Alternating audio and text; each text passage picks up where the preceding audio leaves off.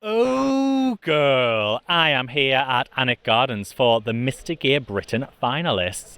And joining me is our very, very wonderful young man here, it's Keannu. Keannu, how are you? Hi, Glenn. Is that right? Yeah, Yeah. that's it. Okay, wonderful. Really nice to be here. I'm doing well. I'm very excited to be part of this competition. There's just so many things in mind that we can fully realize one day prior to the grand finale or the gate day. So, yeah, that's my overall feeling. I would just say I'm happy with everything. Could you tell everybody a little bit about yourself? Sure.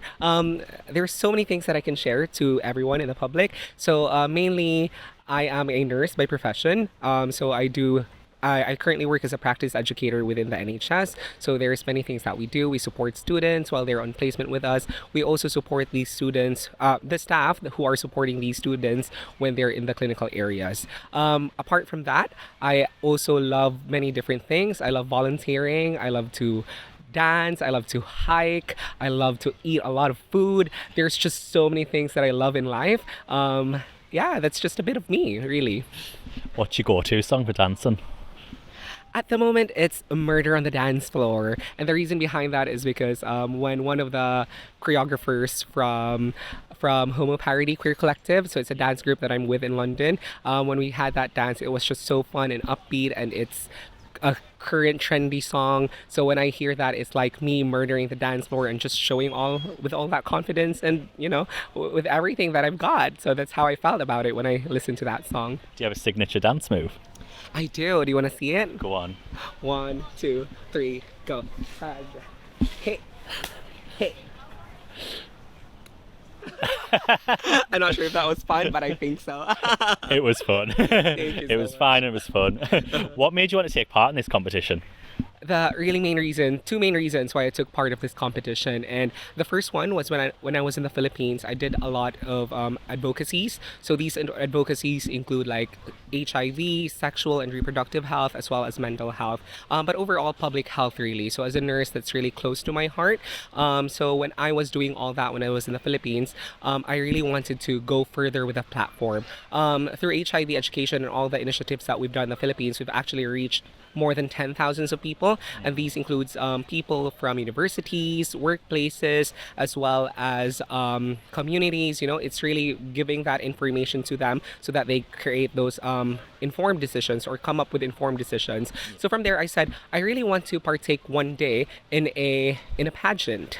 Yeah. So I've always wanted to do that when I was in the Philippines because I feel like that's one way for me to expound more and go further with my advocacies on public health, but then I didn't have that opportunity. So that was one. I've always had that in the back of my mind. Now that I'm in the UK, I'm still currently doing a lot of volunteer work. So as a volunteer ambassador for Terence Higgins Trust, part of that as well is I do charity work for Medicinema, as well as with pride organizations and networks within the NHS, LGBT networks. So with that, one of the former winners, his name is David Alwood. He actually saw that in me, and he felt like I could maybe go for the Mr. Gay Great Britain 2024 title. And initially, I was a bit apprehensive about it, but knowing as young as I am, and knowing the experiences that we've done and everything that we've collaborated with within the communities, and the inspiration that we can bring out to the world, I said to myself, yes, this is a once in a lifetime opportunity, and why not be the next Mr. Gay Great Britain 2024? References, yeah. Brought their references. So a big part of this competition is raising money for the Charlie and Carter Foundation and Pride Action North. What have you got planned for your fundraisers?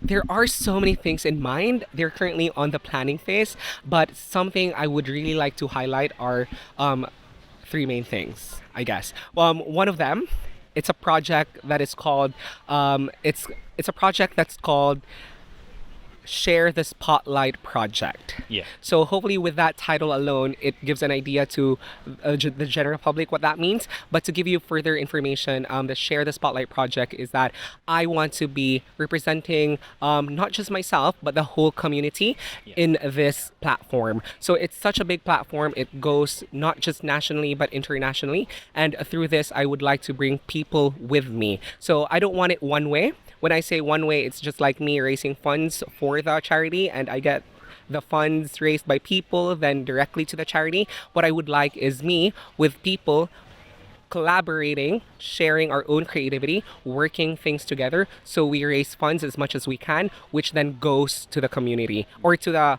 community, the beneficiaries from these fundraising charities or from these charities. So that's that. So yeah, and mainly when I say share the spotlight project, it's also the main aim and purpose of it is to bring people together so that they're able to share their personal stories and lived experiences. And I believe by doing that, it's really beautiful for them to do so because I cannot speak in behalf of a person who's transitioning or is a trans woman, non-binary. But I believe they have their own stories and that should be spotlighted. Yeah. I'm part of the community, but again, it's not my lived experience. So I want to share that platform so that they can share their experiences to the public and in the hopes of inspiring people, really.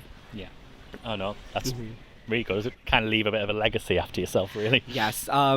Not just myself, it's for everyone. Yeah. So sharing the spotlight project is definitely it. So 3 main reasons why we do that is definitely to raise awareness on LGBTQIA plus issues.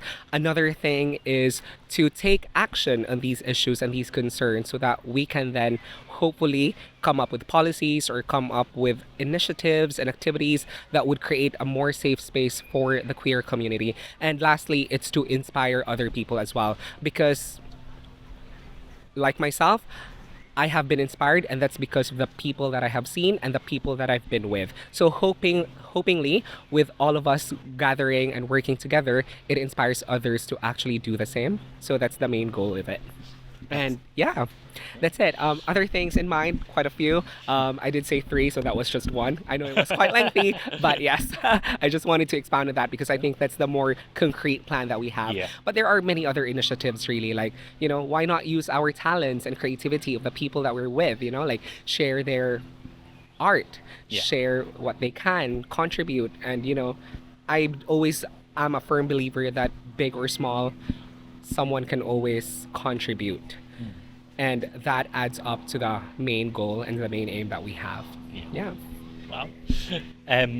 Also part of this competition is our runway. Is there a particular runway you're looking forward to? All of them. I'm just going to say that out loud. All of them. I really look forward to all these different wears that we're going for. So the beach wear, the formal wear, as well as the national wear. Because that alone makes me, and not just me, allows us to represent the queer community. And aside from representing the queer community, I would also really like to represent my Filipino culture, the Asian culture, an immigrant coming from the Philippines to the UK to inspire others and take actions in social issues and health issues. So that is the main thing, and that is the highlight of my representation during the formal, national, and beach wears.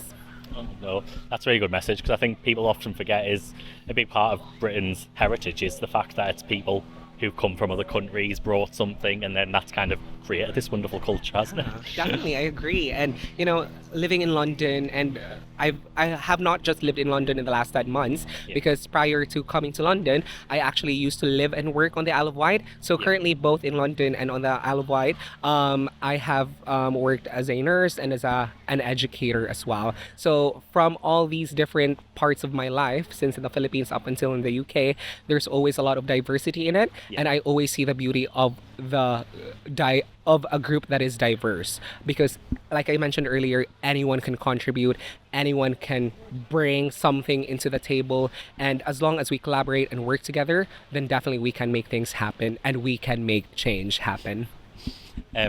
What advice would you give to any LGBT youth?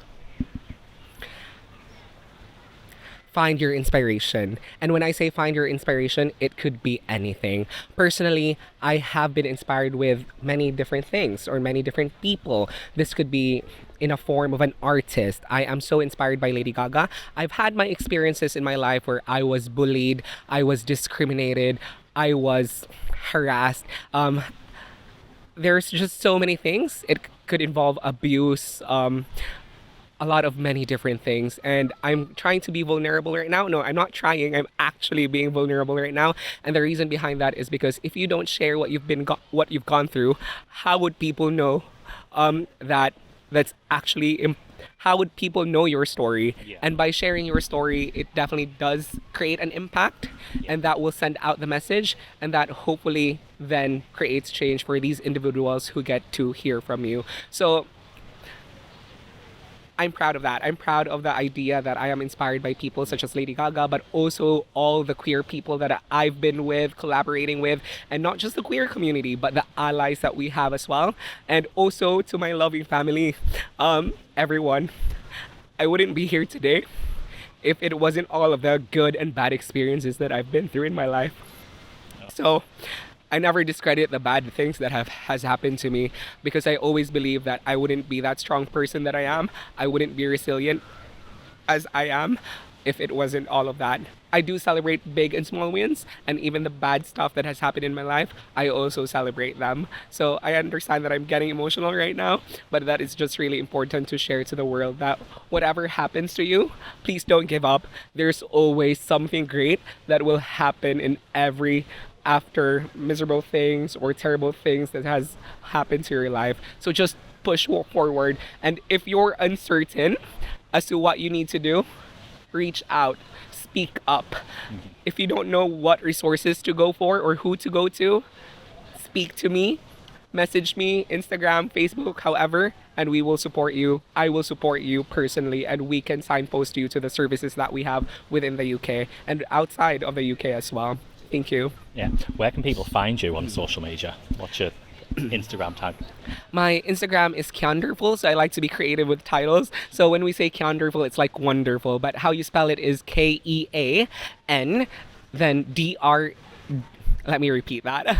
It's Keanderful. That's KeanDerFul. So Keanderful, that's my Instagram page. My Facebook page, you can just find me by my complete name. So it's Keannu Arnoco. So that's KeAnnuArnoco. Thank you so much for speaking with me. You are a huge inspiration, and I can't wait to see what you bring to this competition. Thank you very much. Thank you very much, Glenn.